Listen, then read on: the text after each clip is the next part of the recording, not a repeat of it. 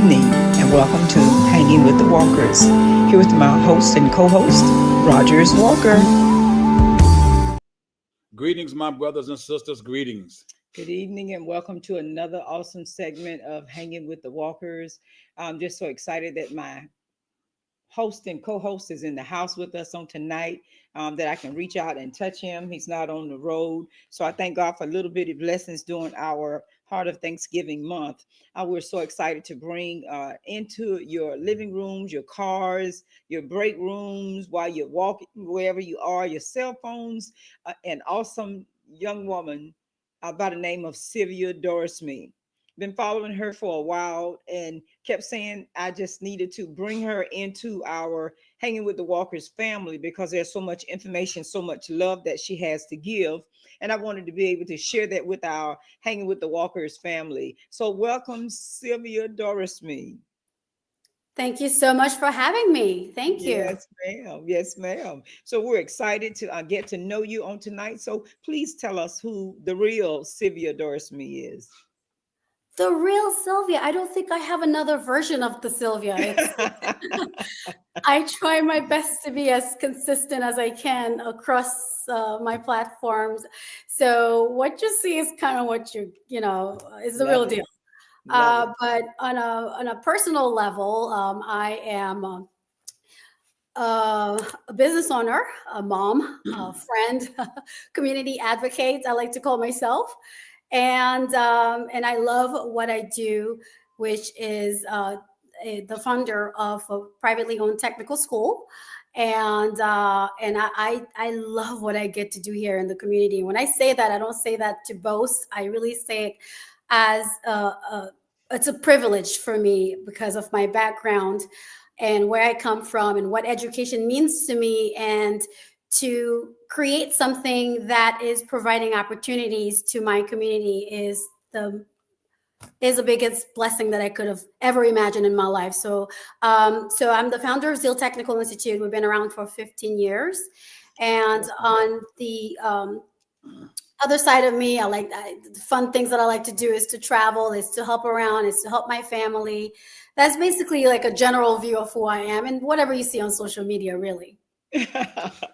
Well, it's nice because, like you say, whatever platform I tap on and you're there, you're right. You're the same across the board. I can tap it on Facebook. I promise you, somewhere smiling, encouraging someone. I can go to Instagram, whether you're hanging out with your son and his friends. It's the same. It doesn't change, and I love it. I really enjoy your page. And as I said, I've been following you for a while from your interview with Lee Pitts Live. So tell us a little bit about your family. So I am from the Caribbean. I think a lot of people know that the moment I open my mouth, you can hear the accent. I came here when I was 14 years old. I grew up in a Haitian household. Both of my parents are Haitian. And I grew up in a Christian family where the surrounding was pretty strict. I thought it was strict back then, but now looking back, my parents were doing the right thing, and I'm so thankful for what they've done for us and raising us in a Christian household with Christian values. Mm-hmm. And I don't like to say Christian values. I like to say I'm thankful for my parents for introducing us to God early on in life. I think that's one of the things that has really helped me throughout my life, is having faith in God and believing in Him and trusting Him. That's one of the reasons why I believe I stayed out of trouble. Church kept me out of trouble when I was younger. Yeah. So my upbringing was very sheltered. But looking back now, I think it was a good thing. I think it saved my life and my siblings' lives. My mother, and I like to talk about my family in chronological order because it's so important to kind of give you the vision of my background. That's it. My grandmother is the queen of our family. She is awesome. The one who, at a very young age, decided that she had one daughter, which is my mom, and that she was going to do whatever possible to give her the best life. Things didn't turn out quite the way she expected. So when my mother was 15, my mother got pregnant. Mm-hmm. And like most people did back in the day, she had to get married Right. and became a wife at such an early age. And that's kind of how life started out for my mom. And my mom dropped out of school and became a full-time mom raising children. And she just had children after children, a total of 6 of us. Okay. God bless her. When I tell you, I'm so grateful to that woman. God bless her. And so that's kind of like the background of my family in terms of the women. My dad was a pastor growing up, Mm-hmm. Mm-hmm. and preaching all over different churches until we found our home church. Mm-hmm. And my mom was very involved in ministry, so the whole family was involved in ministry. That's awesome. And my mom and my dad, after having so many kids, eventually a couple of us had to go away, and I happened to be the one that they sent away. And that's how I ended here in the United States at Mm-hmm. the age of 14 without my parents. That's kind of how that Wow. story happened. And my mother, who dropped out of high school, dedicated her or middle school at that time, dedicated her entire life to her family.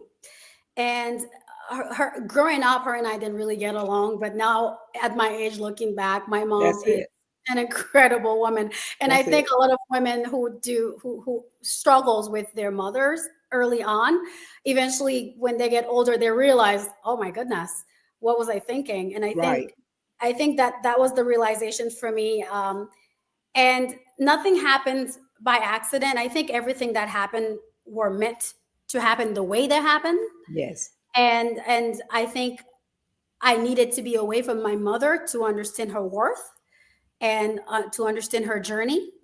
Um, so with all that being said, my family started really in a place where there weren't any hope, and my Gotcha. grandmother created hope for us. Mm. And by the grace of God, we've been able to take that journey further than our family could ever imagine. I mean, you're looking at the daughter of a woman who never went to school, never sat on a bench at a school, doesn't know how to read or write. She still signs these days. She signs with an X. That's her signature, and that is my grandmother. And you're looking at the daughter Product. of a woman who never That's it. finished school, dropped out of school, and now I own a school helping other people. I Like, love how it. I incredible love is it. life, and how good is God? How great I is our love it. God, I love you it. know? So I always tell my story as a testimony, because it is a testimony and It more people is. need to hear about it, because we all go through these difficult times in life, and we look at our background or our surrounding and where we live and everything about our lives, and we go, well, I can't do this. I can't. We make excuses. We use those surroundings to make excuses sometimes, or we allow it to filter our minds, or should I say, overwhelmed us, that we don't try or we stop Yes. trying. And I Yes. don't want anybody to stop trying, because God created us with greatness in us. And it is important for us to acknowledge it as early as possible and That's it. live life to the fullest. That's it. Yes. You brought out such a powerful point a few minutes ago, and I'm going to make sure I share this with some students because at such a young age, change came about. And I just posted on Facebook, change is good. Sometimes we're not acceptance of it. Sometimes we actually think that our parents are mean, as you said. We actually think, they don't like us. But in all actuality, they were protecting us from some things. They were a shield or a covering for us. And by the time we get to where we are, then we realize, wow, they did us a favor. They were actually protecting us. But in that growth period, we actually felt like they were hindering our growth, hindering our popularity, for lack of a better phrase, where the young people can understand it. And now they are where they are. They understand now clearly that they Right. had nothing but your best interest at heart. Yeah, I was upset because they sent me away, but look where I am now. If they hadn't sent me away, who knows what my journey would have been. God knows our plans. He knows the plan. He knows the plans for our life, truly. Right. But to hear you say that, I know that your students when they hear your testimony. I know that it just pushes them to want to do better and greater.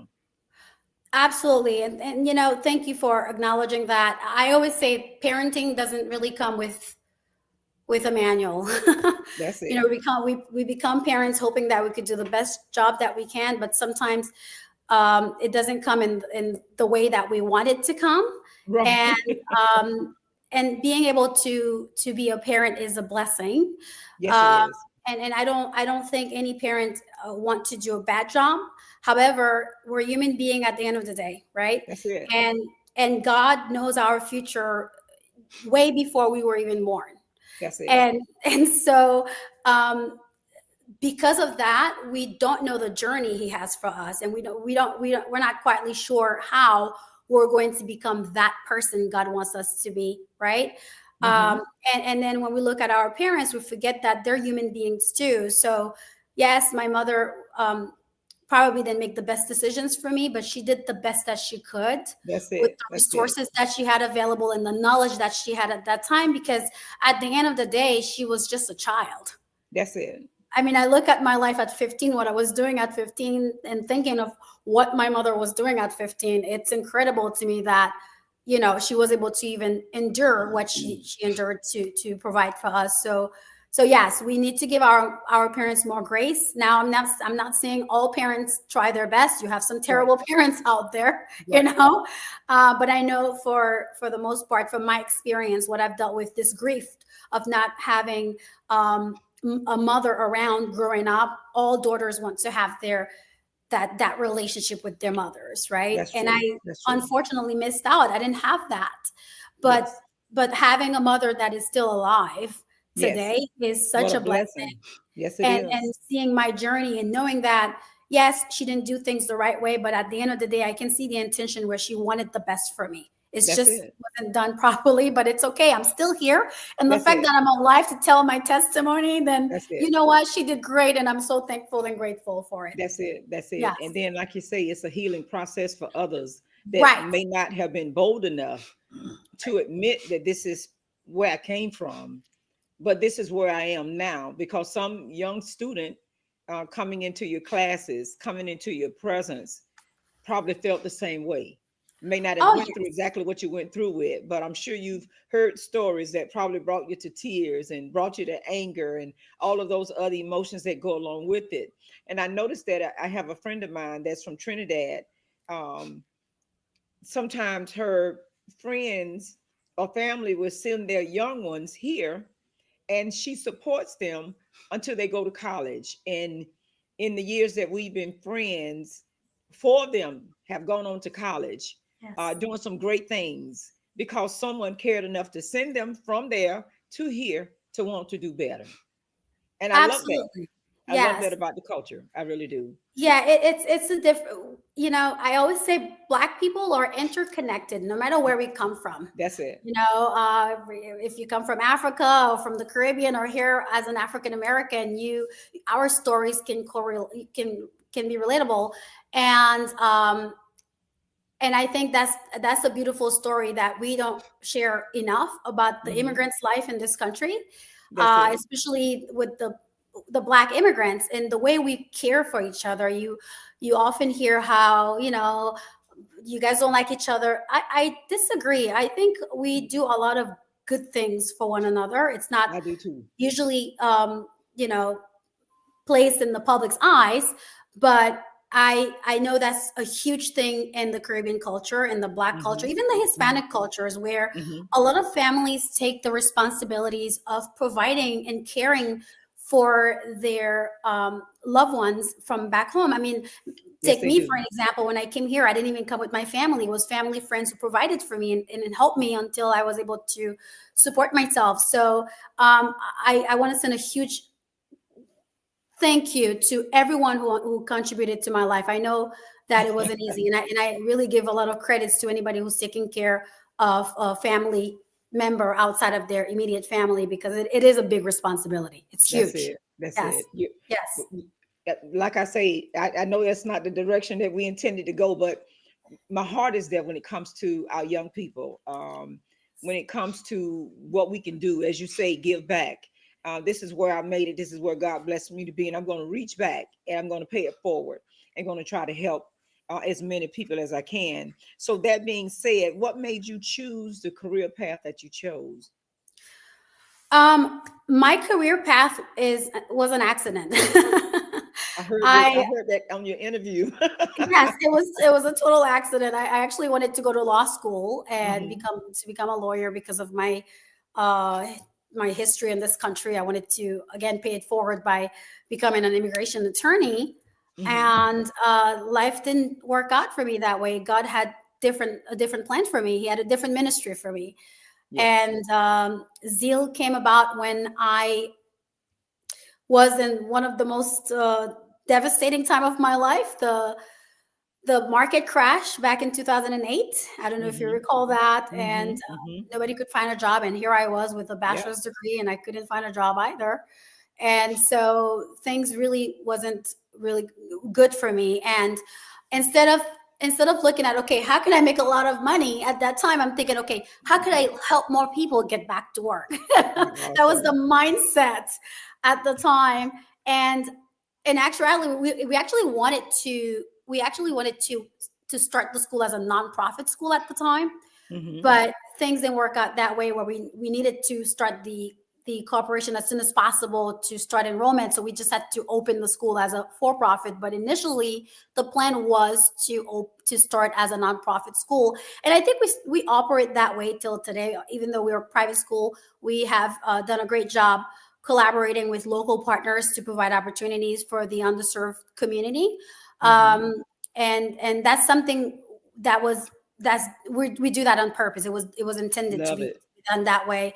As a minority myself, I wanted to create something that will serve the underserved. That's That was awesome. incredibly important for me, and as long as I'm there, that was the intention. And everything that we've done within the last 15 years, we've always give back to our community. We always try to create an environment that is welcoming to immigrants and minorities. We have students from all over the world. We I love sometimes it. have a class where we have someone from Russia, and you have someone from Colombia, Venezuela, and you have African American, you have Caribbean. We've done a really great job creating diversity in the school where people I come in love and it. feel extremely comfortable at our campus. Mhm.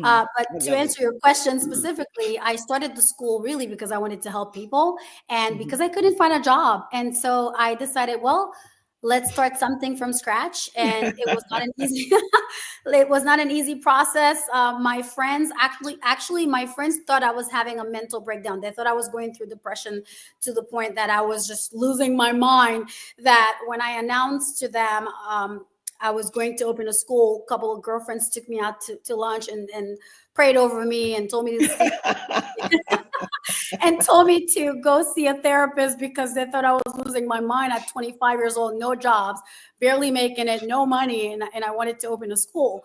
I And love that's the it. beautiful thing. And I'm not upset with those friends. They're, one of them is still Right. my really good friends. Right. People see you where they're at in life. That's it. That's And it. at the time, as young women, getting out of college, we were literally, we had different visions, and it didn't align with what they were doing, of course. Yes. And that's just natural human instinct to me. I feel like it's just our ways of um, feeling comfortable when someone tell us something that's not within reach. That's it. And my vision was so grand at that time for people my age. They were just to them it was like, this is abnormal, like, you're sick, what's wrong with you? And granted, I was going through a hard time, so I can see why they thought I was losing my mind, not having any money, or uh, or the knowledge, because I've only been in education for 2 years at that time. So I didn't have that much knowledge in education either. And to say, Wow. oh, yeah, I'm going to open a school. Well, what is wrong with you? So I totally understand why they felt that way. I mean, both of these women turned out to be amazing women. They both have thriving careers, but that's not the direction I wanted to go. So I'm sharing this not to belittle anybody, not to call anybody names out. It's just to say that if you sincerely want to do something and you have it in your Yes. spirit and you feel passionate about something and you Yes. really Yes. really want to do it, don't let Hmm. people stop you. That's Matter of it. fact, what That's I've it. learned is when you really have that passion, the more people that wants to stop you, the more you should go The for more it. you do, the more you do it. The That's more you it. should go for it. And that's kind of That's what I it. did at the time. Not a lot of people supported me. In fact, I had a friend, her sister, or a family member of hers. I don't remember if it was a sister or cousin, but a family member of hers wanted to attend our school, and she told her, no, this is a new school and they don't know what they're doing. I recommend you don't go there. And sadly, a couple years later, I was the one helping that person I because love it. so I have so many of those testimonies when nobody believed that I could pull this off. And Wow. then later on, I'm the one helping them, either starting their careers or helping them through a situation. And that's the thing. I don't hold anything against them. It was That's not it. their fault. I don't blame them. It's where they were at in life, like I said. That's it. And it's just God really making it clear that I didn't make a mistake. That's it. That's it. So I wrote this yes. book called I Do Fit. And it's just funny you would say that, because in that book that I wrote, that was my purpose, trying to encourage our young people. You have people that will attach themselves to you that know that you have a vision, that know that there is vision on the inside of you. And their assignment is to delay you from doing what it is that you're supposed to do. Sometimes they'll connect themselves to you to assassinate the character or to be a dream killer. But the more they try to kill your dreams, as you said, you keep pushing and you do that. They know who you are, but do you know who you are? Do you know what you possess on the inside of you? Mhm, And that's mhm. why I wrote that book called I Do Fit. But I'm telling you, it's just I love your testimony. I love the fact that you persevered in spite of, because of. And anyone that has just joined us live on tonight, we have the pleasure of having in our presence Sylvia Dorisme. She is the CEO and founder of the now Zeal Technical Institute, previously Southwestern Vocational Tech. 15 years up and running, um, mixed heritage of beautiful people coming to do something positive with their life. Author, businesswoman, mom, entrepreneur, you name it, community advocate. And I noticed that you support a lot of organizations, and I love it. That even though, like you say, you're doing the school, but you're still giving back to your community in some kind of way. If they're having something that's giving back, Sylvia and Zeal Technical Institute is in the house to represent, and I love that. Thank you for that. Of course. Thank you so much. Pay it forward, like you said. And I That's it. that's all I want to do. And I say this to my friends sometimes and they'll laugh. I said, I wanted to become a millionaire, a multimillionaire if I could, is to not to be rich and flashy. It's really to give back because God knows my heart. And he's been faithful. I've been able to give back quite a bit to our community, and I don't intend to stop anytime soon as long as I'm here. That's it. So I encourage other business owners, especially in our minority community, to support other small nonprofits doing work for the communities, because Mhm. sometimes the small nonprofits are doing more for the More than you community than the realize. larger community. So Yes, keep that in mind. If you can that's give it. back to those nonprofit organizations, please do as much as you can.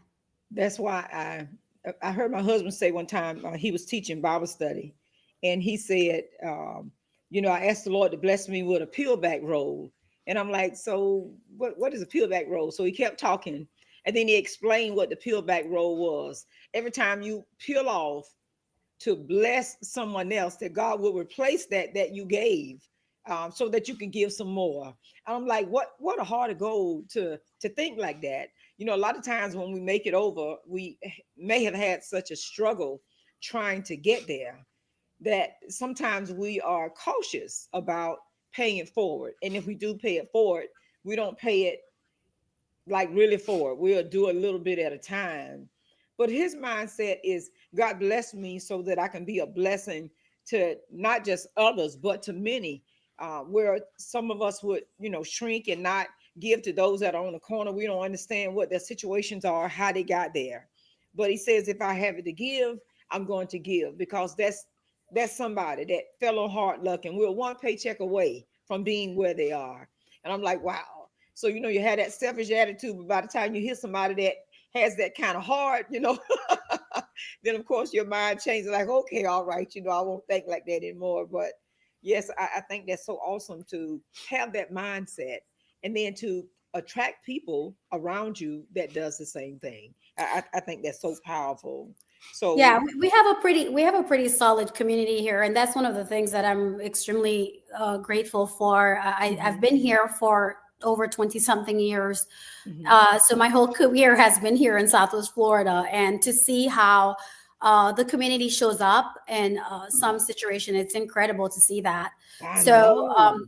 we have a lovely community here, and I'm glad to be part of it.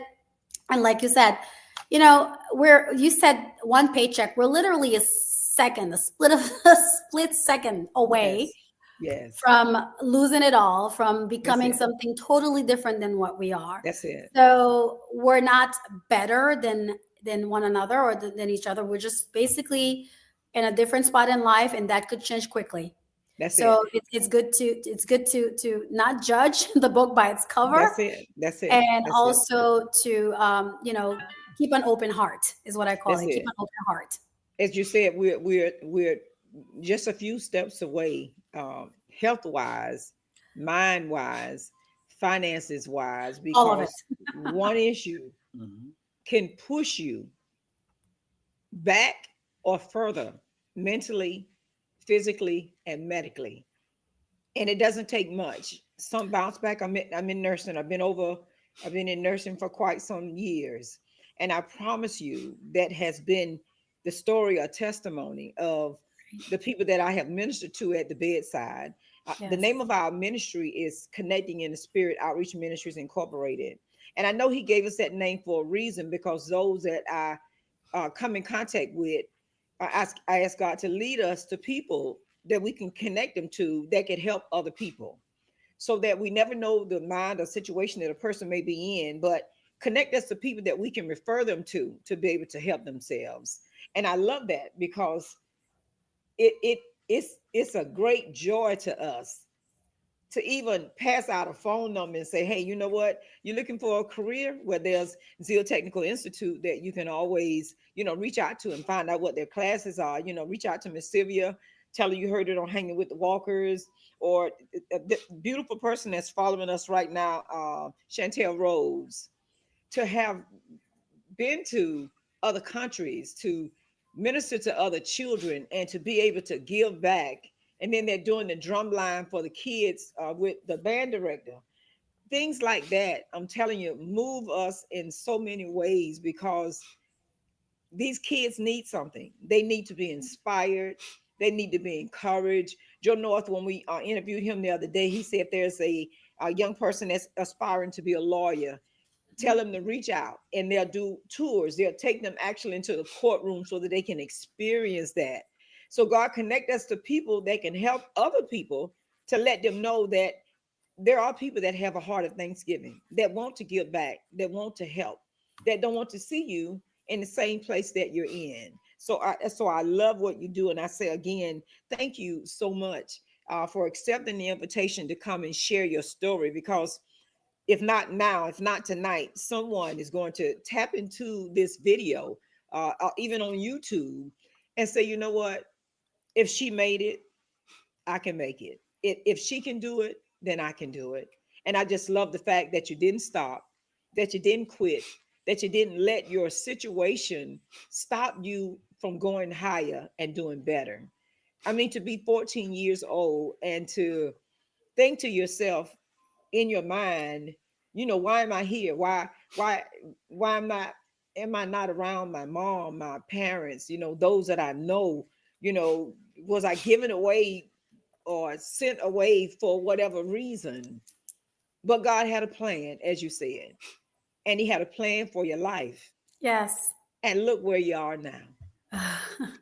I just love it. I'm telling you, just God is good. God is yes, good. He is. It Yes, He doesn't is. matter how we want to measure him. He is limitless. He's an amazing God. And I and, Yes, He and is. I know that I'm so thankful for the journey. And this grief that you mentioned, it's something that I believe pushed me to become a Yes. better person.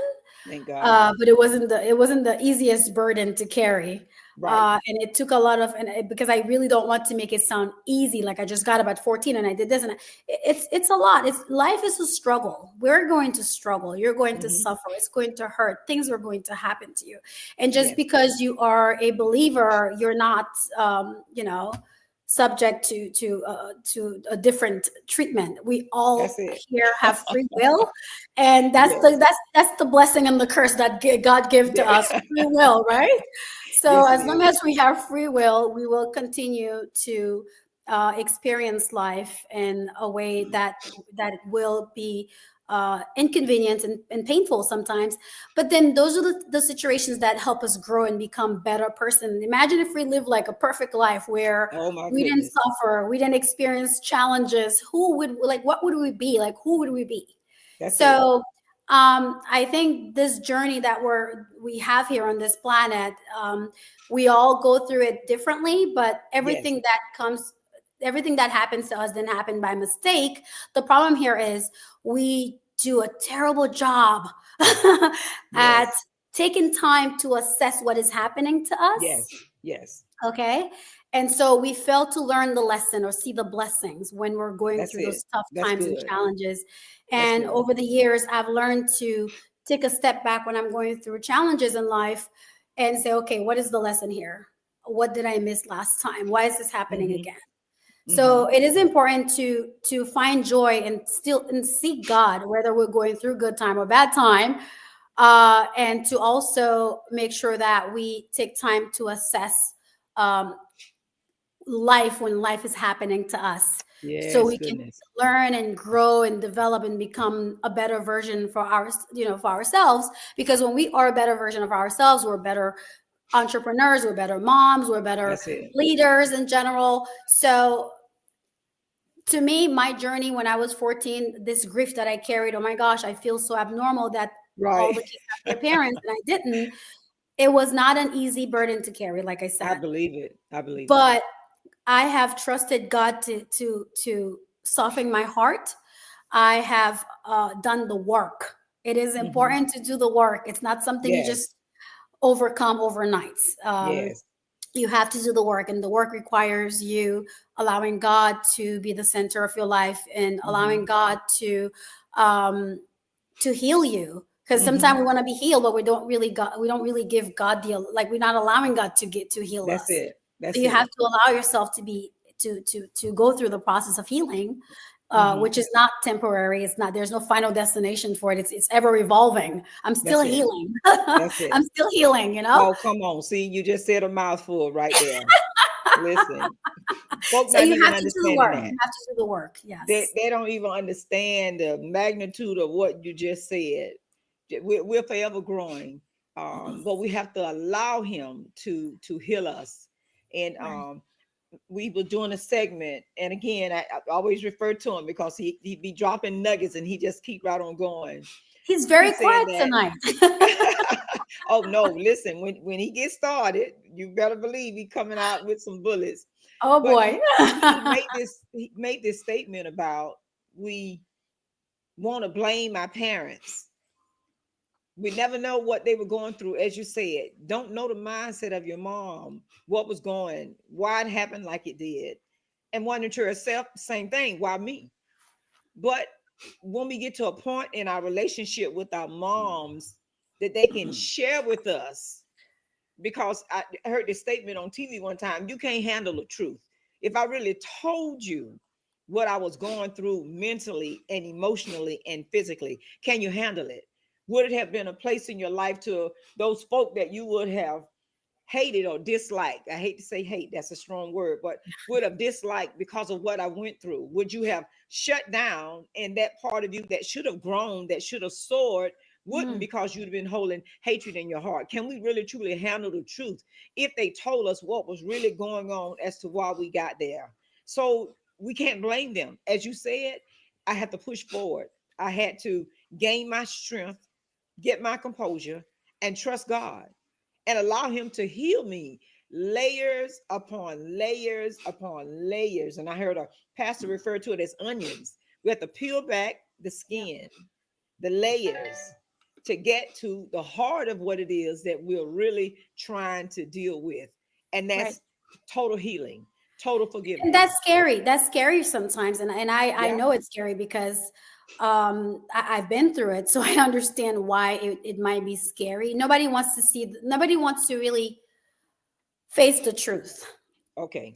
And so to accept who you are, That's and it. to accept that who you are sometimes is messy Right. That's it. That's it. and unfair, and because we're so quick to blame other people. It's them, it's my Yes. mom, it's my dad, it's my brother, it's my sister, it's the world, it's That's it. God. That's it. And we don't like to take accountability for who we are. No, and we don't. and so until you really look deep inside to know that, okay, this is who I am, it's not pretty, and I could definitely make some improvements to become better. And there are some part of me that's not so pretty, but that's just who I am. That's what makes me who I am. It's not bad. It's not hurting anybody. Um, But but you know, at the end of the day, you have to take accountability. Like, hey, yes. that person, that when you say who I am, Yes. okay, are you okay with that person? Okay. Are you at peace with that person? Mm-hmm. Okay. Are you out there hurting others and saying, oh, that's just the way I am, Right, or that's right, just right, me, you right. know? So that whole idea of knowing who you are, it's a little bit deeper than that. And that's the Yes. mess that we don't want to deal with, because Yes. sometimes we are unfair. Yes. Sometimes we're not nice people, Yes. So true. and we're not kind. And sometimes it's our traumas that's pushing us to behave that way. Mm-hmm, mm-hmm, Well, then you mm-hmm. got to deal with that monkey on your back. Yes. Because then Yes. until you do that, that's just that who I am statement. You're simply hurting yourself, and you're lying to yourself, because you could be That's it. better. You And could be then better. there's a scripture that tells us that if we don't forgive them, he won't forgive us our trespasses. See, that's the part where we miss it in the turn. We want others to pay for how we were hurt Yeah. and when we were hurt. But the God that we serve says if you don't forgive them their trespasses, then how can he forgive you yours? So I gotta forgive you. I gotta let it go. You I have to can't let it go. I can't make you pay for it the rest of your life because I'm still hurting, because I'm afraid to forgive. I'm afraid to let it go. Right. He didn't say wait 10 years, 5 years to forgive them. He says if you forgive them their trespasses, then I can forgive you. And that's why we miss it. That's why we're still hurting. That's why we're still broken. That's why we become messy. That's why we are still mean and afraid to love, afraid to let go, because we didn't really forgive. Our mouth said we forgave, but our heart didn't. And Well, that's one thing forgiveness about, sometimes is. I think husband's ready to talk to me now, but Oh yeah, he ready. well, that's one thing about unforgiveness. Unforgiveness doesn't hurt anyone. Hmm. Unforgiveness hurt everyone. Yes. And believe it or not, a lot of times that we're not really seeing the abounding blessings of God is because of a pinch of unforgiveness that we have on the inside That's of it. us. That's it. We say that we have forgiven an individual, but it shows up in our action towards other. Yes. When we truly forgive, we just won't be alive, Hmm. but we will be living. That's it. And That's the difference in good. the meaning of that right there, That's because a good. lot of us are not really getting the true blessings from God, not getting the true healing, the true deliverance, because of unforgiveness. Yeah. It's easy to say it with our mouth, oh, I forgive you. But what is forgive you? What is that? Mhm. That's just a form of action. And a lot of times it's cover up how you really feeling. Yeah. Because when we're self-centered, we'll say anything just to cover the situation up, because we're not trying to be the solution. We're trying to be the problem. Mm. mm, So when yeah, someone comes to you and say, you know what, there's a problem. Okay, what is the solution to that problem that you just brought me? Hmm. See, Hmm. people are quick to bring you the problem, but they won't bring you the solution. And so people are quick to tell you that I'm sorry, but that's exactly what they are, Yeah. sorry. So we have to hold ourselves accountable and raise our standard higher than what we are. We got to stop accepting any old thing that the enemy throw at us. Hmm. Because the enemy used the very people that we love against us. Yes, he will. yes, He yes, will no, hand it to us that's on a silver platter. and we accepted it because we calling ourselves keeping peace, and they're really not peace, because on the inside you're torn, you're destructive, and when you walk away from that individual, that joker will think I'm a fool or something. Right.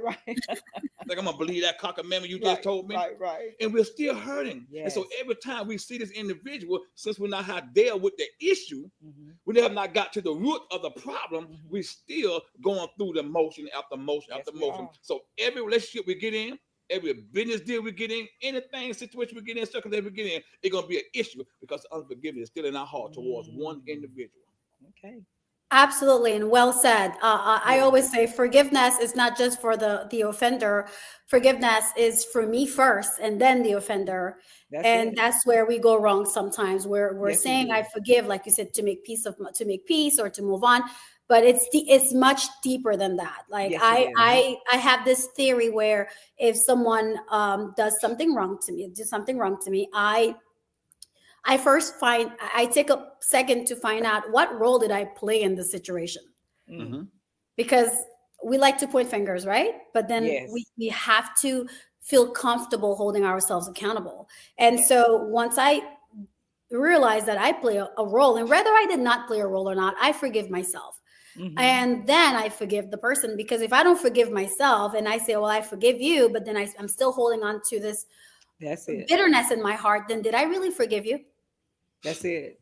Did I really let it go? So forgiveness is not just for the offender. Forgiveness is also for you, for your peace of mind. And also it's part of the whole mindset of self-improvement. You cannot have a full life if you don't forgive. That's one thing I had to learn. Like I was at a point in my life where I felt like I had it all in a way.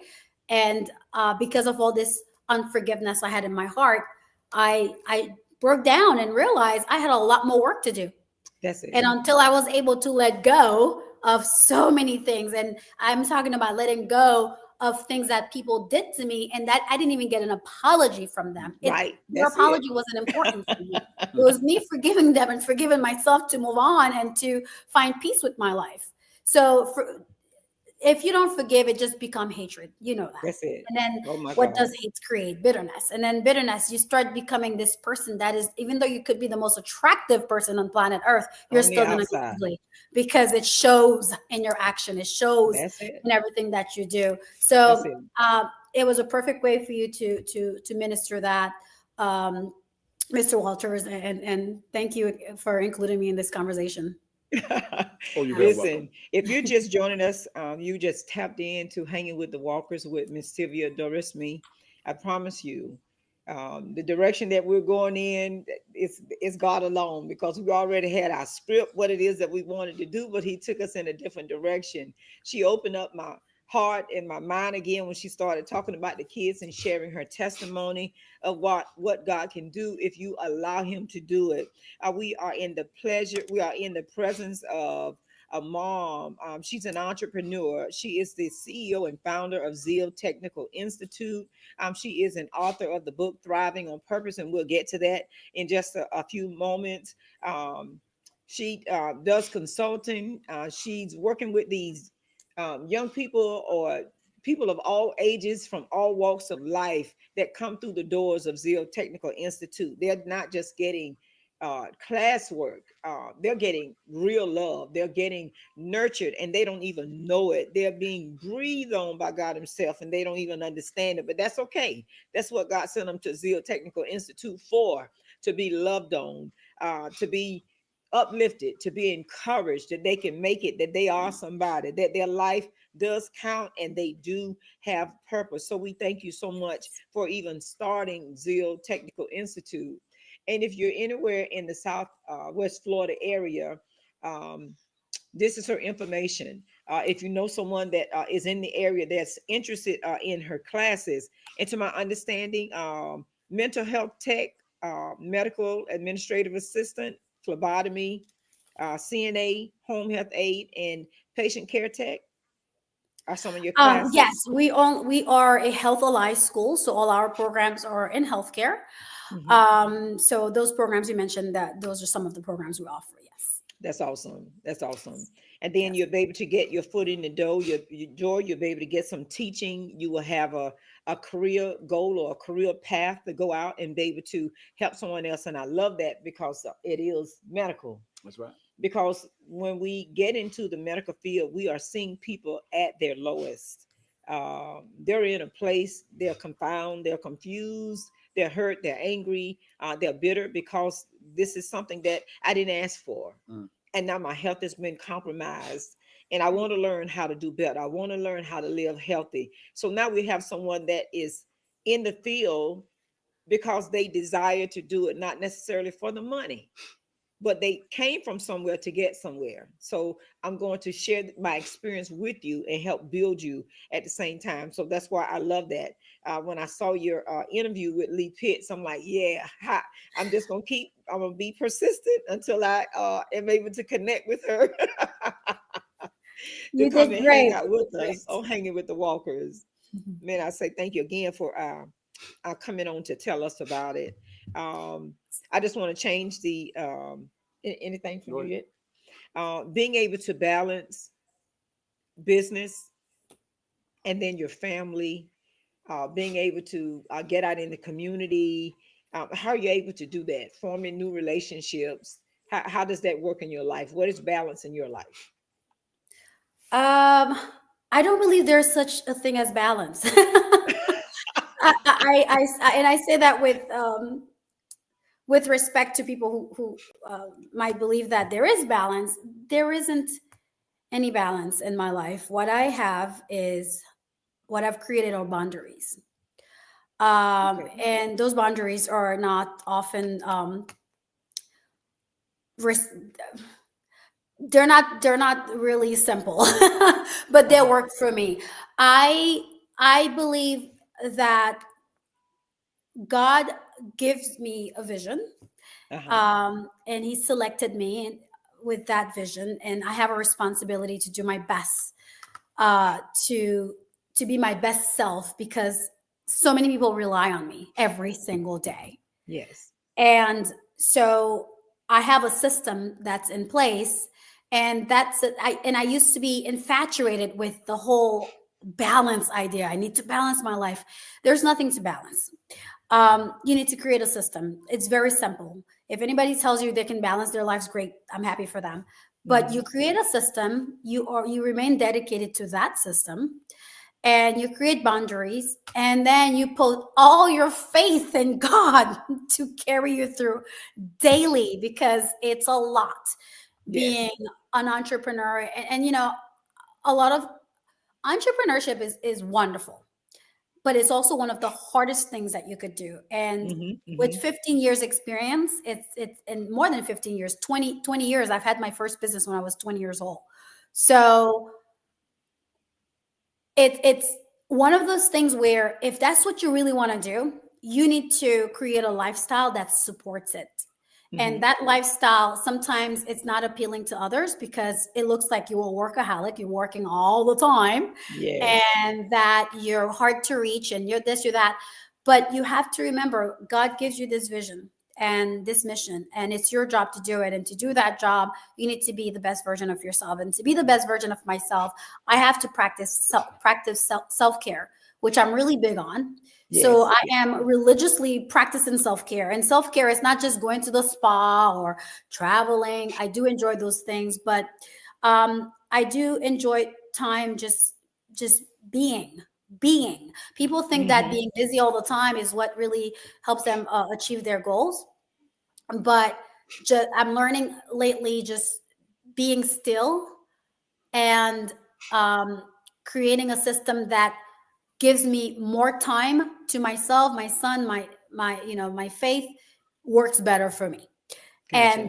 And so in entrepreneurship, I work between 5 to 6 hours per day, but it's 6 solid hours per day. That is like 12 hours of work for some people, because I'm dedicated to those 6 hours to getting things done.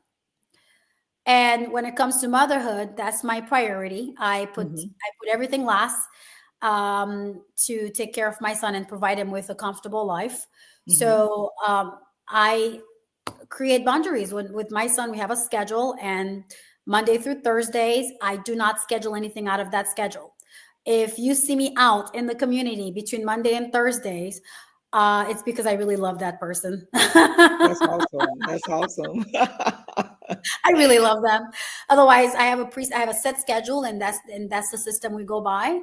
And then I create boundaries. If it's something that doesn't involve me, there's no reason I should be involved in it. Wow. Okay. And if it's a situation that does involve me, and in what ways and how can I contribute to it? And if it doesn't need my full attention, then who else can do it? So I've learned to delegate a lot. Okay, that's good. That's good.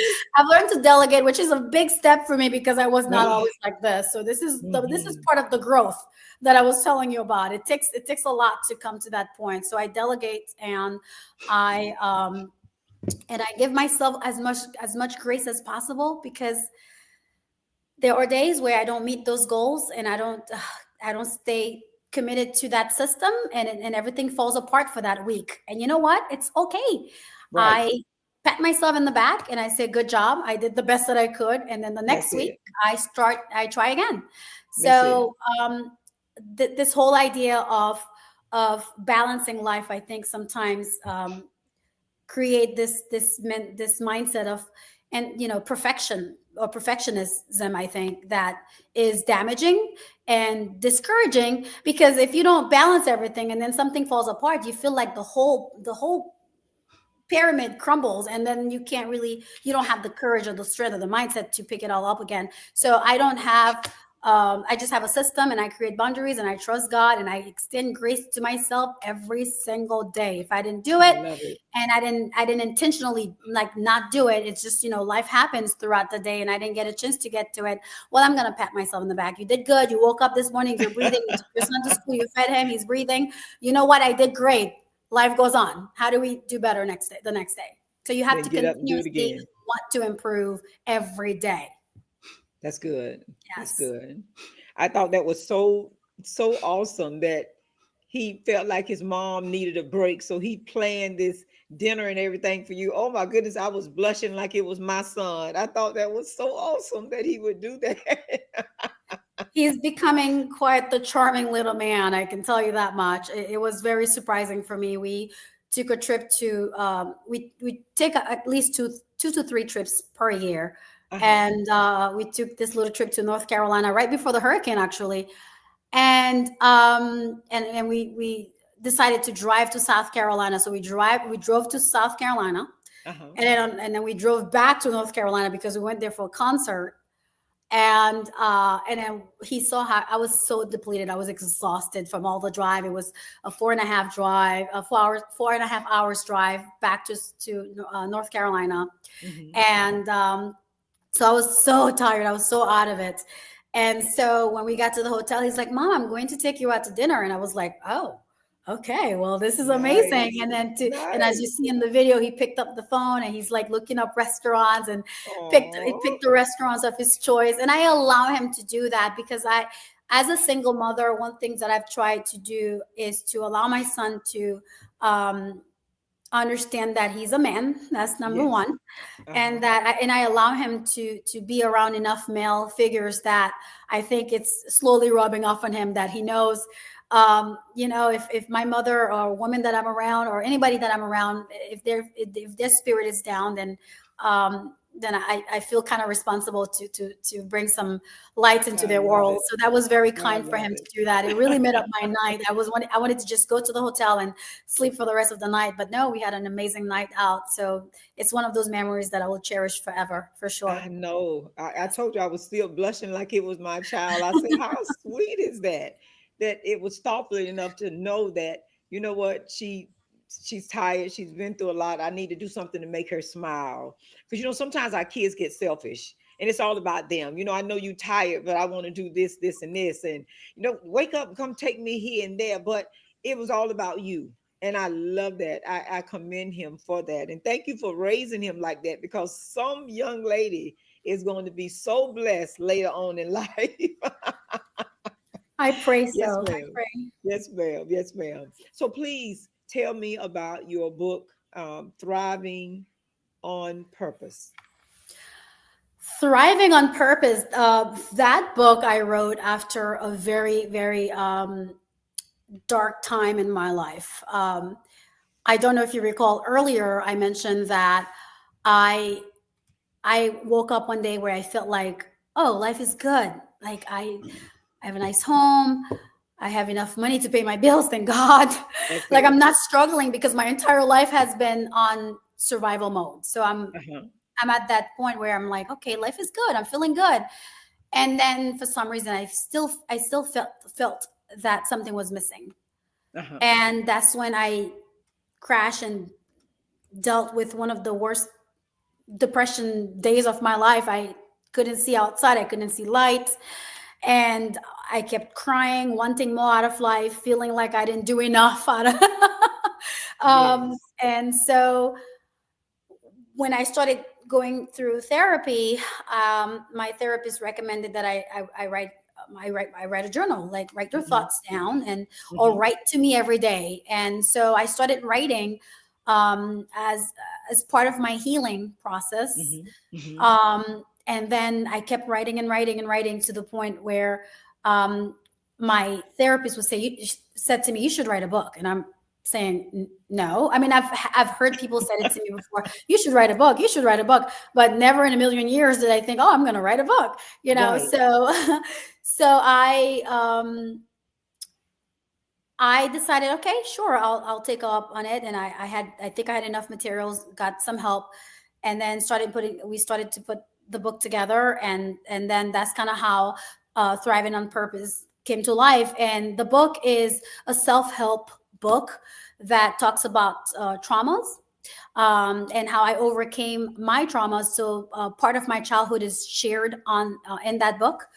Some of the names are changed, but everything in there is real in terms of growing up in the Caribbean with my family and my dad being a preacher, and my view of the church at the time. That was my view. Right. I don't think there's anything wrong with the church whatsoever. I think that was one of the misconceptions about my book, that I was attacking the church. In no way and form would I ever attack the church. Like I said, Exactly. church saved my life. But I give a little bit of my background in the book, and some of the methods that I've used to overcome my childhood traumas, which Mm-hmm. is part of my healing process. And that Mm-hmm. healing process is something that's ongoing. I mean, till this day, sometimes I am triggered and I relapse, and I have to go back to what works for me, Yes. and go back to step one, and that's That's it. totally okay. Like there's no rush. It's part of the journey. So it's a great book if you've dealt with childhood traumas and you don't know where to start, Yes. or you are a woman that is on this planet thinking to yourself, I just don't know who I am, or I'm having such a hard time and I don't know how to get out of this depression, or this, I feel stuck and I don't know what to do. It's a quick read, just to kind of read my testimony, and how my faith has helped me over the years, and how I have forgiven my family to free myself from this bondage that was holding me Wow. back from becoming the best version of myself. So Wow. it's on Amazon and all the shopping platforms, Barnes and Noble. So if you would order a copy, I would really appreciate it. Oh, definitely. We Yes. are going to get that. I'm telling you, just hearing you talk about it earlier. And again, I shout out to Lee Pitts Live at the Work in Fort Myers. Um, you were sharing at the Haitian American event, and Yes. he just started you to talking about your book. And I said, oh, but I had already asked you about the name of the book. I researched it on Amazon. Beautiful front and back. I love the picture on the back. It looks so professional. Thank you. That picture that you have on the back of your book and whatnot. So it spoke volume. It spoke volume, really it did. Thank And it you. made you want to purchase the book. I always like nice covers. Shout out to my publisher that's on the line tonight, Dr. Corrine Jeffrey Johnson. When they did my books, they made them in a way that made you want to pick it up and find out what's on the inside. And I think that's so important. So I thank God for her publishing company also. Yes. putting out some quality stuff, being able to encourage you through the mist. And I heard you say you had a writing coach. She was almost like a writing coach because I just gathered everything up to send to her, and gentle suggestions. Well, it's your book, but if you want to, this would be good, or that would be good. I'm like, oh, okay, all right, that sounds good. It works for me. So I think Right. that's awesome. And it makes you want to purchase the book. It makes you want to get it. It makes you want to get into it to find out about the mind of Sylvia Dorisme in that book. So we are definitely going to Thank you. order that. Thank you for sharing that. It was important for me and I know some people say, well, why would you have the picture of yourself in the back of your book? And that's odd. And I said, well, it was intended that way. I didn't want the focus to be on my face, me. Right, I right. wanted the focus to be more on the word thriving on purpose, and also the tree and how we're evolving as human Yes, being. It's the journey, and it shows you how the trees, they have different branches. I mean, that's really what we are. We are in human form a tree, but then we have different branches of us, and those branches, whether it's our skin, it's aging, it's evolving, ever evolving, our minds ever yes, evolving, our body, our yes. thoughts, all of it. So we're just a tree with different branches, and there are parts of those branches, sometimes they're not so good. That's And it. we either have to nurture that tree more so those branches can create better leaves, or sometimes we just got to cut out those branches, don't we? That's it. That's it. Cut away So all the dead roots and everything oh, that's right, choking it out, or holding it exactly, down. But yes, exactly. it definitely spoke volume and made Thank you you. want to get it. And of course, when I posted the flyer on Facebook, of course, I posted the book too, so that they'll see that this is connected. And then I like the thought that you had a picture of you, professional picture of you on the back. I'm a survivor. This is what a survivor looks like. I'm not a victim anymore. I'm a survivor. And that book said I'm a powerful survivor. So kudos to you for your book. If only Great we job. look, if only we look like what we've been through, right? Oh my goodness. We just thank God That's we where don't the look grace like of what we've God been is. through. Yeah, this is where the grace of God is powerful. That is Yes. so awesome. Yes. Oh my goodness. I am just enjoying this interview. You are blessing me in so many ways from the beginning to the end. You had me so when you start talking about your grandmother and what she did and what she bestowed in you. Um, you had me so then. I'm like, yeah, so I got to get into the interview because I'm here to talk about a grandmother and that's touching all kind of soft spots in my heart. That's And then, like that's you my say, baby. That's my girl. That's my yeah. girl. I love that woman. I try to go back and envision her mind at the time where she puts her foot down and says, "Hey, I do not want my daughter to, yes, she's a mom, but at 15, I do not want her to live this life of misery. I do not want her Mhm. to grow up in a country that then provide opportunities for her and my grandkids." Mhm. And to have that vision and to see it come to life now, where I'm her Yes, wildest dream. My siblings and I we are her wildest dreams. I love Um, it. and everything she envisioned is just slowly becoming a reality. And my grandmother plays such an important role in my life growing up. That is she's the only woman I ever felt that really and genuinely loved me. Um, Wow. and that's something that I carried with me. And it's not an easy subject to talk about Of because course. Of course. I don't say it to offend my mother. I know sometimes I will say that and my mother will be offended. I love my mother dearly, but I feel Exactly. like my grandmother had that love for me that no other woman on this planet has ever shown me. I wasn't the easiest kid to raise in terms of um, my health and just the way I was as a kid. I was a pin in the neck, and the way she loved me.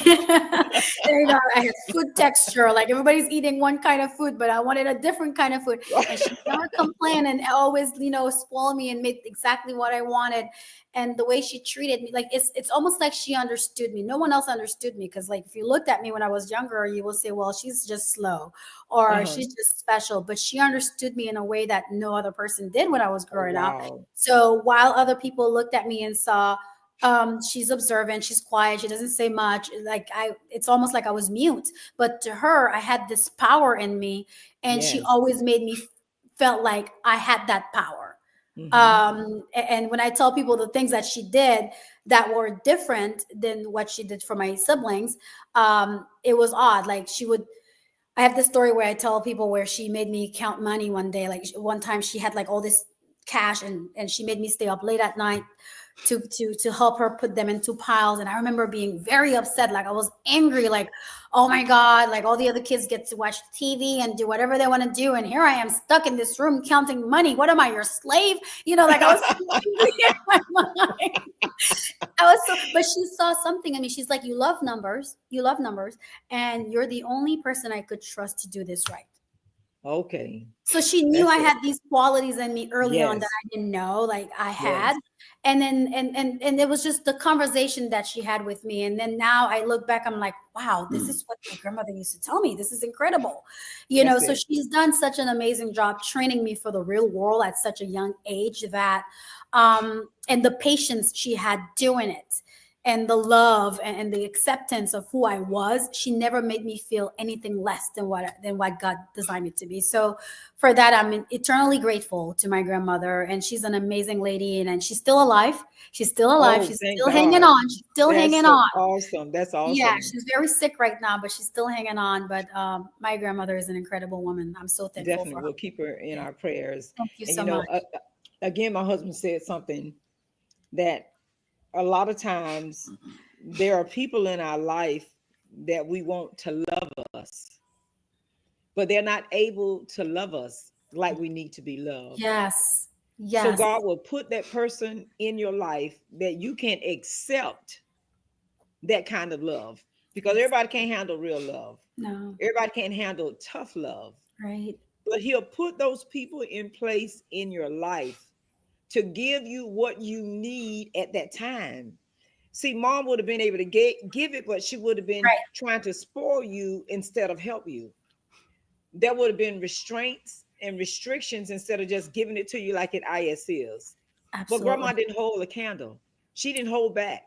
She gave you what you needed to get you where you are today. There are Yes. some people, their love has limits, and they won't do or give or chastise like they're supposed to because of who we are, for feeling guilt about what they went through to Right. get us here, Mm-hmm. for lack of a better way to explain it. But grandma didn't birth you, so grandma can give it to you like you could handle it, whether you liked it or not, Or not. and you had to take it.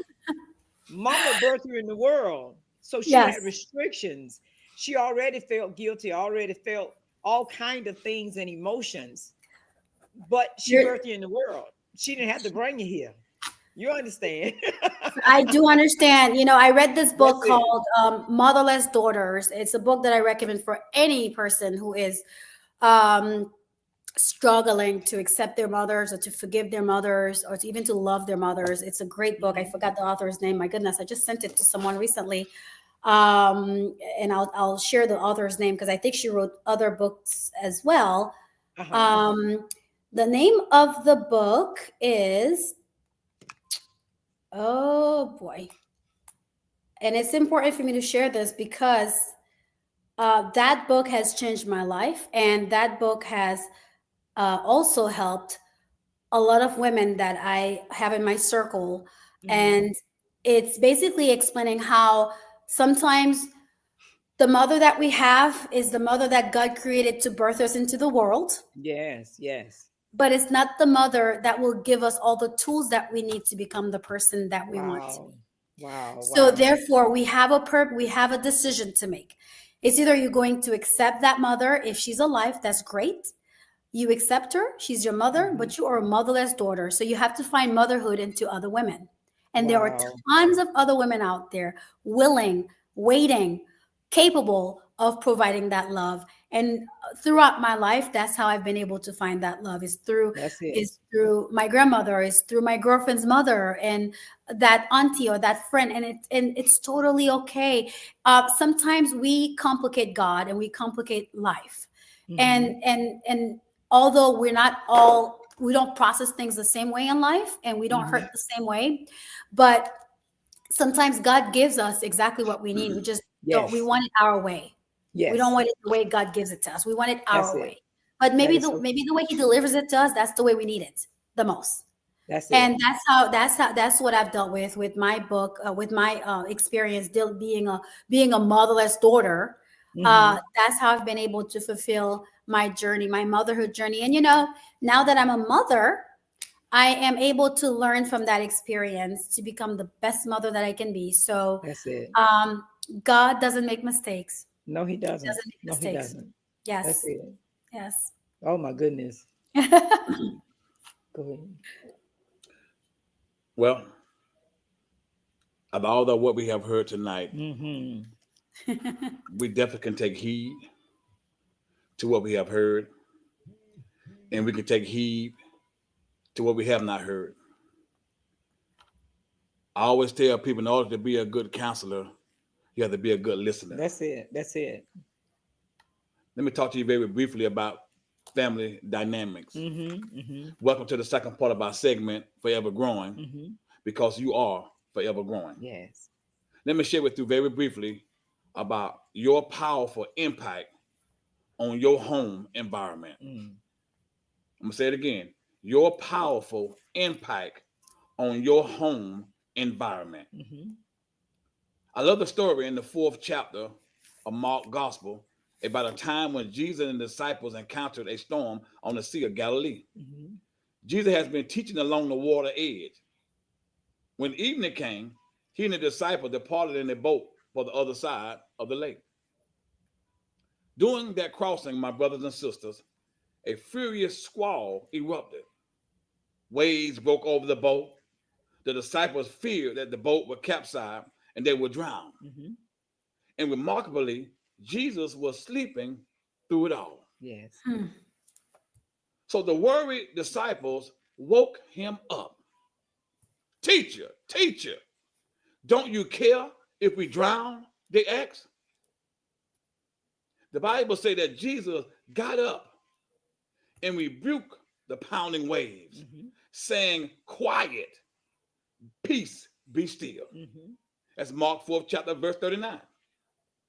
The storm stopped. The wind died down. The waves became completely calm. As soon as Jesus called for peace, everything became peaceful. Yes. Listen to me very carefully, brothers and sisters. The reason Jesus could produce peace externally is because he was filled with peace internally. Amen. Amen. Yes. His control over the world around him reflects his own temperament. Yes. On the other hand, my brothers and sisters, what I'm trying to share with you on tonight, the disciples was powerless over the storm. And the reason why they were, because they were filled with fear and anxiety. That's it. The storm around them, my brother and my sister, it mirrored their own soul. So certain things that you are dealing with right now, it's not showing you nobody else but you. That's it. And when we embrace change, when we embrace open rebuke, when we embrace chastisement, that promotes growth. On the other hand, the disciple was powerless over the storm. I'm going to share with you again. They were filled with fear and anxiety. The storm around them was a mirror of their own souls. In all my years, my brothers and sisters of counseling, husband, wives, and families, I found out that this story to be an excellent illustration for our home. I believe it. Jesus was able to control his environment because what he wanted, which was peace, which was something that was already on the inside of him. So my brothers and sisters, if you want joy around you, you got to first have joy on the inside of you. If you want love around you, you got to first have love on the inside of you. Whatever you are looking for, you got to put it on the inside of you first before it can come out of you. If you want something good to come out of you, you got to first put something good in you. That is so Amen. That's true. Now, my brothers and sisters, The disciples feared their environment because they had no control over it. Mm-hmm. They sought peace, but inside they were filled with turmoil. Moms and dads, listen to me very carefully. You just can't produce in your environment something you don't have. Okay.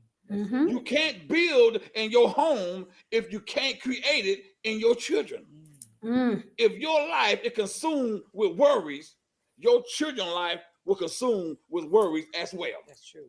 If you are mistrustful, anger, or unforgiving in your own spirit, your family will have the same negative spirit. Yes. If you rebel against authority in your own life, you will find that your children rebel against your authority. That's it. If your own life is filled with chaos, confusion, your home will also be a place of chaos and confusion. Do not blame your kids when they reflect your own shortcomings. Instead, my brothers and sisters, examine your heart. That's it.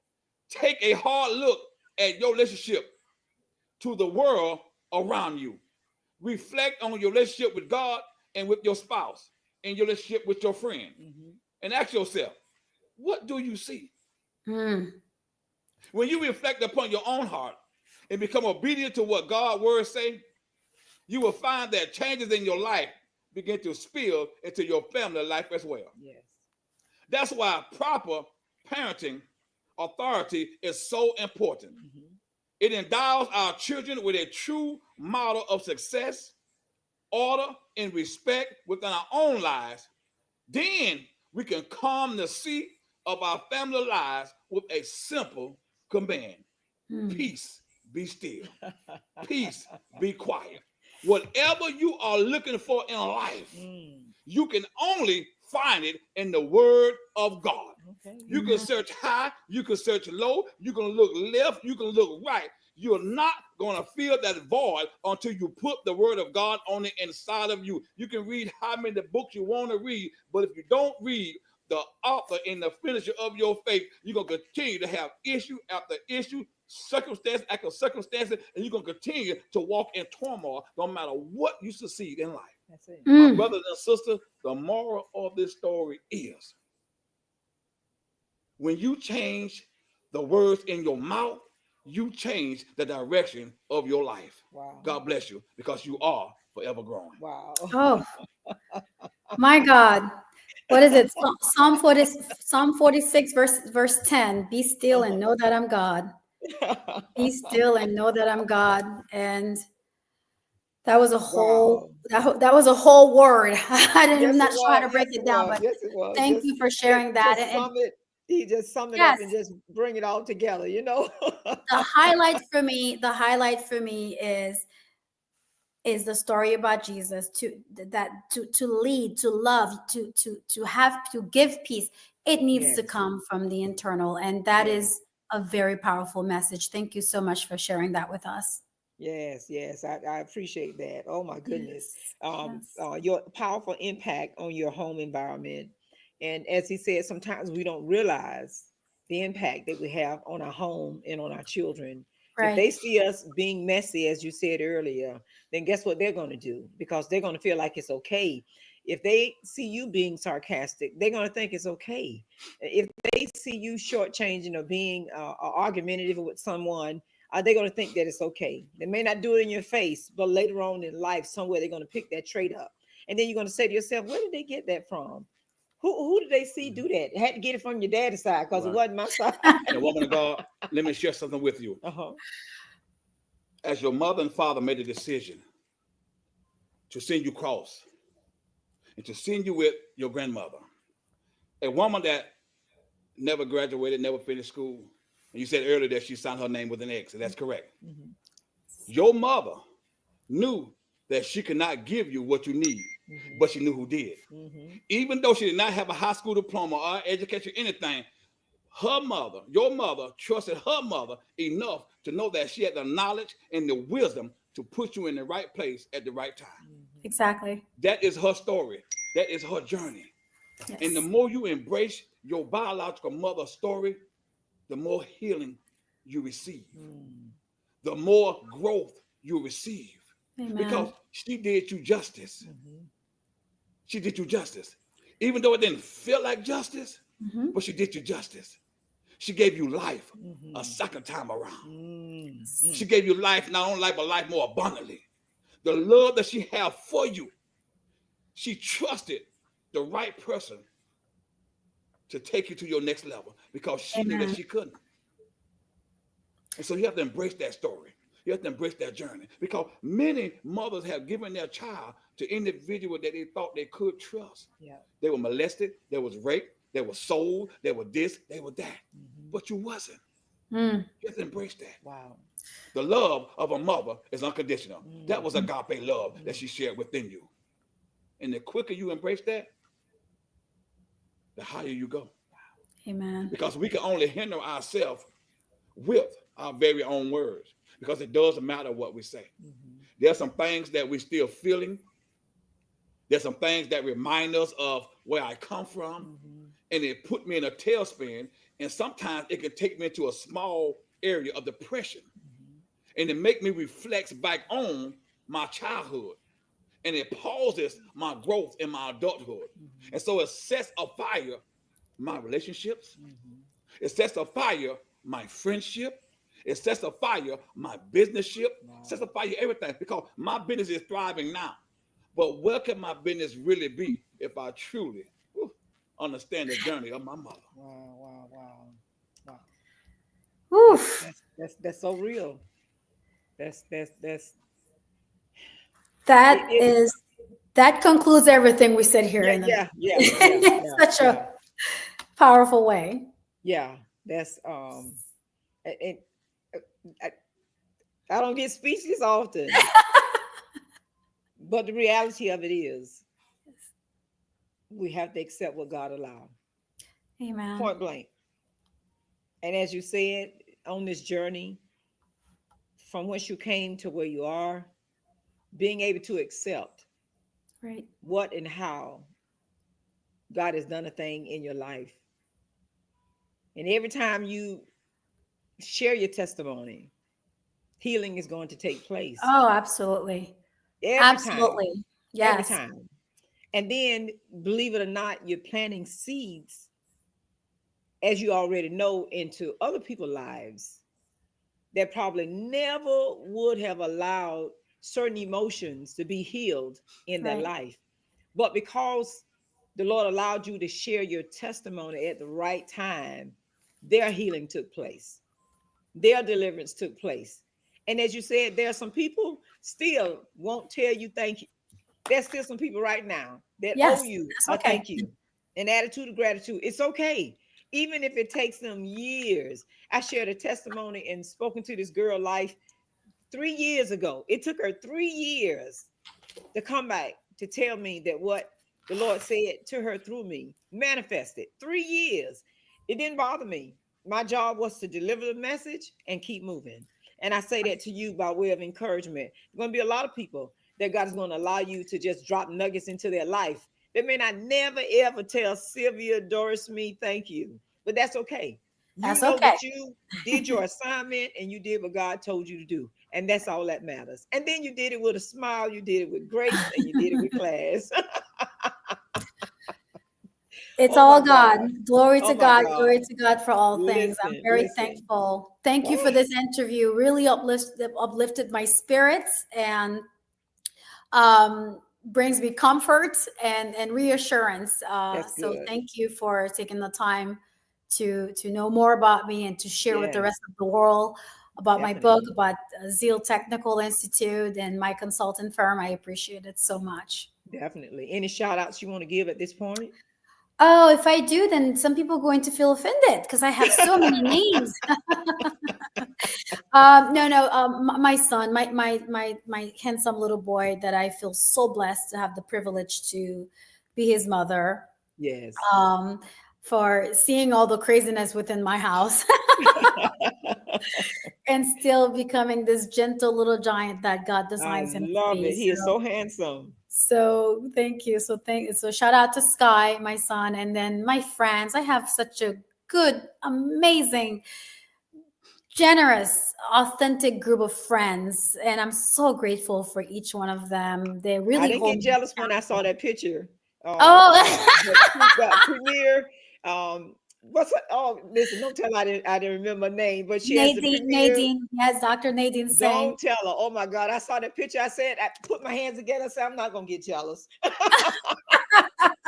I'm so I blessed to loved have it. such incredible women around me, and I'm so thankful for every single person who give me a Yes, second chance.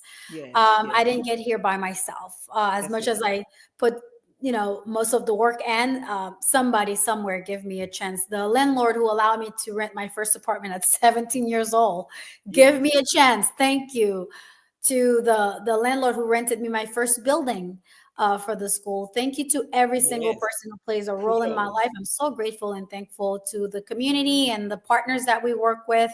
I would not Yes, be able to run Zeal the way I do if I didn't have the partnership of Career Source, Future Makers, and all these other great organizations in the community. And I didn't want to say this, but Future Makers is one of the amazing community organizations here in our community, making a difference. This year, they were so fortunate; they were so kind to grant us with some funds that has been helping the community. So, if anybody's awesome, interested in our school, we do have funds available right now awesome, awesome. for the mental health and for the medical administrative assistant programs.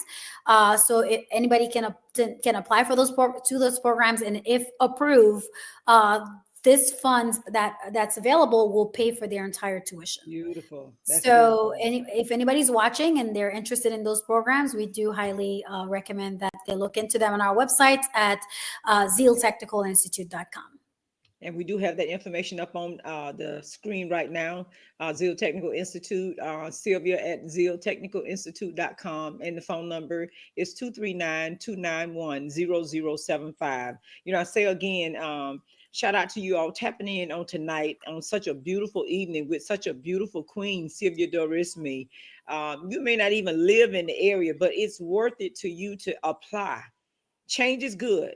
Change is Sometimes we good. need a change to do better, Yes. to do greater, and go further. Sometimes what we're trying to do in other areas is not working because we don't have that love that we need to fulfill it. We don't have that love that we need to complete it. So you may need to change areas. You may need to come to Southwest Florida and go to Zeal Technical Institute, get that education, and then go back and bless somebody else with it. So think Amen. about that. You may need to Yes. relocate. You may need to have a change of scenery, a change of coast, a change of city. So consider that, those that are That's right. listening. And please like and share this video because someone need to hear the information that was released on tonight. Someone needs to hear Sylvia's testimony of what God can do. You can't see it through your eyes, but God has something great for you. So please like and share this video. Those that know the words of prayer and really can get a prayer through, please continue to pray for Sylvia Dorisme and Zeal Technical Institute, and that God will begin to bless the readers of Thriving on Purpose. And my cousin looked up that book, and it's the author, Hope Edelman. Does that sound right? Um, mo- Motherless daughter. Motherless Daughters. Yes, I can get it for you now. I didn't want to be rude by looking down on my phone. That's why I stopped. She said, But Hope Edelman, is that the author? I think it's Wheatley something. Hold on one second. I can tell you right now. She was Katrina. texting. She was trying to find it for us while we were talking. Yes. So the name of the author is Jasmine Lee Corey. Okay, Jasmine Lee Corey. Yes, Okay, and the Jasmine without an E at the end. So Jasmine Lee Corey. And okay, it's actually called then the proper title of the book is The Emotionally Absent Mother. gotcha. The Emotionally Absent Mother. I highly recommend that book. I vouch for it. I've read it 2 times already before I finally decided I'm going to forgive my mother and love on her as long as That's she's it. alive and, That's and it. even That's after it. What she's a gone. blessing. What a So it's blessing. a I great lost book to mine give you. in Yes, it's a great book. 2011. I lost my mom. I tell everybody, My if sister. 2011, I lost my sister. 1999, I lost my mom. So I encourage anybody whose mother is alive, oh my God, regardless, forgive them and Love move on them. on. Love Because on them. they're still there. They're still there. Don't expect them to change. No, no, Love no. on them. Love them right where they are. Because Yes, sometimes you can help heal them. So exactly. just keep being you, just keep loving on them. Just I forgive me, I forgive you, we forgive each other, and then we just move on. Move on, move on, and expect it to change the expectations. That's all. That's it. That's it. But shout out to that author, Jasmine Lee Corey, in her book. I thank you so much for mentioning that. I'll make sure I put it in the chat. Someone may need to hear that. Someone may need to read that. And we don't have a problem with giving credit to other authors, other publishers during our That's right. time with our Facebook Live. That's what we do. And There's again, enough for everybody to share, is there what I is always enough for say. everybody. That's it. And if you know someone that's not on Facebook, this live will be available on our YouTube channel at Barbara Walker 6795. They may not have a Facebook, they may not be on social media, but Right. they can go to our YouTube channel, Barbara Walker 6795. And those that are on our timeline, please go to our channel and subscribe.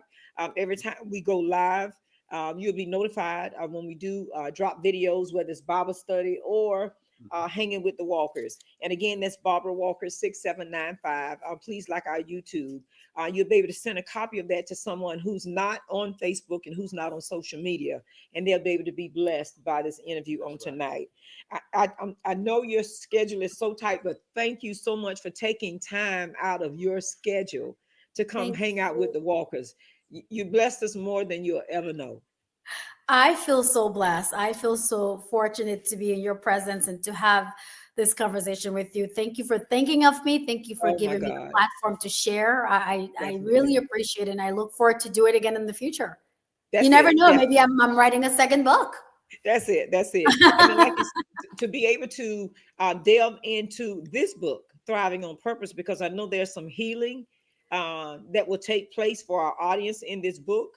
So once we get our book, check our calendars. We can schedule a date to be able to talk about it in detail, because I know someone in our audience needs to hear this. Someone needs that information in your book, Thriving on Purpose. So we're going to make that happen. We're going to check our calendars and get some dates together. Let's do it. Right, exactly. And that would be so awesome, because I got to get my copy signed anyway. Just invite a bunch of authors and y'all sit down and just go over each one of them. Yes, you know that's on my calendar, right? You've been looking at my calendar. I know you've been looking at my calendar. Oh my God! Just listen. You're in the family now. You're a part of the walkers. It sounds like it, and I feel so loved and connected for life. I feel so loved and welcome. Thank you for having me. Looking forward to another conversation. Yes, ma'am. And just know all right, that my the dear. walkers Thank are praying you so for much. you. Yes, Yeah, thank you. I appreciate that. Yes, ma'am. You're in our hearts, and please kiss your young king and tell him that the walker said hi. I will do that. He's going to He love did this an awesome interview. job. Anything else? No. Oh my! Listen, he said enough. Did he come out of the box? Or did he come out of the box? Well, it was such a pleasure. You guys are inspiration. Thank you for doing what you do. Keep doing it. And I will be sharing this interview on my platform as well. So hopefully more people will get to watch it. Thank you so much. And please keep us in your prayers. Yes, we'll do. Definitely. Have a great night. Okay, you too. Keep doing what you're doing, beautiful. Thank you. Thank you. Bless you. Bless you. Bye-bye. Good night. Good night.